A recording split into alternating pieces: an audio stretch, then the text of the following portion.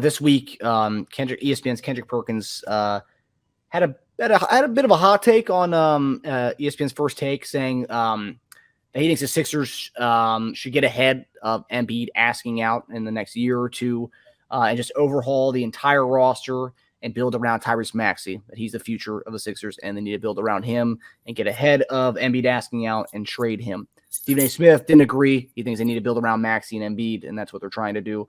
But that was his take, to let Maxey be the run the show in Philadelphia and build around him. What do you guys think about that potential, or Kendrick Perkins' take there? What do you mean? What do I think? Do you think do you think that should be on the table? Do you think that we should get ahead? That's something that they should ponder, to get ahead of this whole Embiid potentially asking out in 2 years? You mean someone in the Sixers organization is going to go and say, "Hey, we want to trade the MVP because he might leave"? That's what you're asking me? Yeah. I think you should know the answer to that. Are there any valid points to doing that, or is there anything plus onto doing that? Like, do you think you'd get that much more for someone before they ask out? In Embiid's case, particularly. No, you can't. There's some guys in the league, it's not many, that you can't trade on your own. Joel win the MVP is one of those guys. Giannis, Jokic, Steph, LeBron. You just can't trade them on your own. You can't make that decision. Yeah. What ownership is going to be like? What?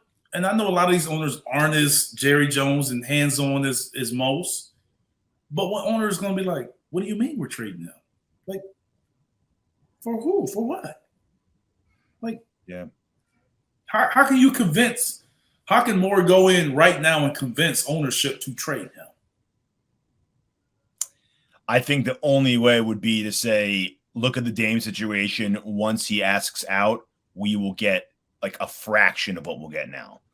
Okay, so and you're trading him to get what? Exactly. Yeah. So that's the next question. Yeah, okay. You convinced me that you want to trade him. Now what are we getting in return? And don't say Miami, because them people in Philly will be losing their mind if you talk about anything with Miami. To OKC for one of the Williamses, Chet Holmgren, and like 5 first-round picks. Okay, if we knew who those if we knew who those first-round picks were going to be, then yeah. If you're saying, okay, let's become the new Oklahoma City of the East. Yeah, pretty much. If you're okay becoming that, then yeah, go ahead and do it. But you can't tell me you finished third best record in the league, and you have the MVP, and we're going to start over? Yeah. Yeah. Start over to then do what? Look for the next Joel Embiid. Yeah. And as much as I like Maxey, it's just like you're going to trade Joel and start over to build around your second best player? Yeah. Yeah, I mean, I think they just kind of put that on there for conversation. Yeah, I can't believe that Kendrick really feel that way. It was surprising to hear him say that. Maybe it's game related, though. I think that was just a debate conversation and people just take sides. Sometimes I think they put stuff on television and they just tell people to pick sides. Yeah. More so than they really actually believe it. Some things I just don't think they can really feel that way, especially with Kendrick being a big guy, a center, and he's like, get rid of a center. Like, I can't really. Unless that's his Boston side talking. Maybe he wants Philadelphia just out of the conversation altogether. And Kendrick's one of the main guys behind Embiid getting, helping to get MVP. Apparently, he made that huge push for him last year. So it's funny that he's the guy who helped him do that. But at the same time, we're like, well, now you need to trade him. I mean, I see the logic from a standpoint of you don't want to be in a situation where you have no leverage and he's forcing the trade and You're going to have to trade him to a team you don't really want to trade him to and all of that. Now, I see avoiding all of that. But I don't see the writing on the wall that's close. Yeah. Yes. Yeah. And I Bleav that conversation was based off a report that said the Knicks and Miami are really monitoring the situation. Now, I'll say this. Without any more success this season, I think that conversation heats up. You don't think he's going to wait to see what Morey's big plan for next season is? No, I'm saying I think the conversation heats up but I don't think that's just from the Sixers standpoint too. I think the conversation heats up from Joel's standpoint. I do not think that it's just people assuming Joel going to these other teams or these so-called other teams' names just popping up. I don't think it's just coincidence. It's coming from somewhere. Yeah. I mean, I don't think any of this happens anytime soon. He's got 4 years remaining. Yeah, I mean, look. I mean, just like Giannis came out and said, I'm not signing an extension until they commit to winning.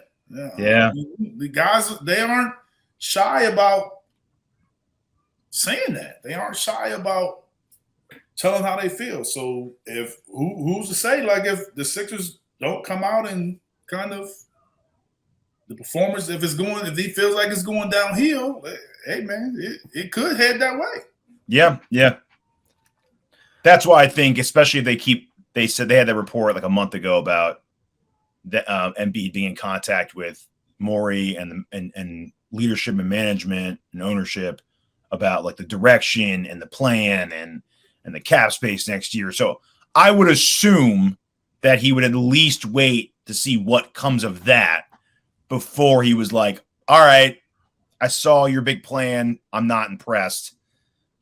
We're still in the same position we were 2 years ago and then 4 years ago. It's time. Like I gave it Morey's tear down plan. I saw what the finished product was. Let's go. Like, right. Yeah. And at that point, he'd still have 2 years. Let's say he does it 2 years from now. He still have 2 years remaining. He'd be in his early 30s. I still think you'd get so much for him. Like to Kendrick's argument, yeah, you get a haul for him right now, but would you get that much more than you get for him in 2 years? No, you can get more. You can command more. How much more? The Chiefs got 2 years. You can command more, but what I'm saying is you can command more than you will in 2 years because 2 years a big like Joel would not be looked at as the same, no matter what.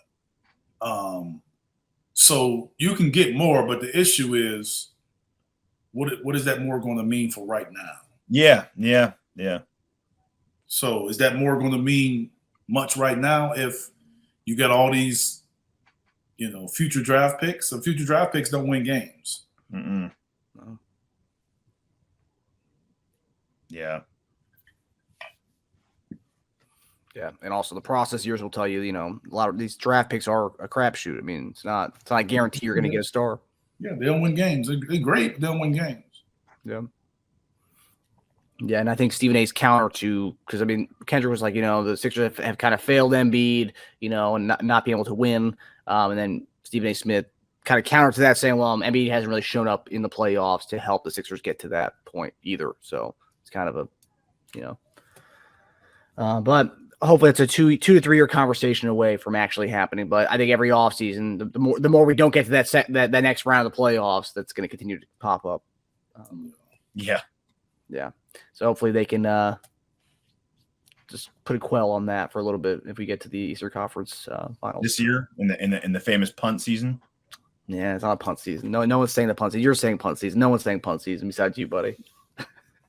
I got hope right now. We're in August right now. I still have hope. You say that until we get Marcus Morris, Covington, and Batum for James Harden, and see what you think about this punt season. If that's what happens, that's the dumbest thing ever because we could have done that 2 months ago and we wouldn't have this whole drama with Harden. If he ends up settling for the same deal he got offered 2 months ago. Okay, even throw Terrence Mann in there. It's still a punt season. That's not making a big dent. I'd be okay with that. Okay, yeah. Third round of that one, huh? With Terrence Mann's going to put us over the edge. And Max is about to average 30 this year, dude. We're going to have two guys average 30 this year with Maxey and Embiid. That's the That's possibility. Fun. Yeah.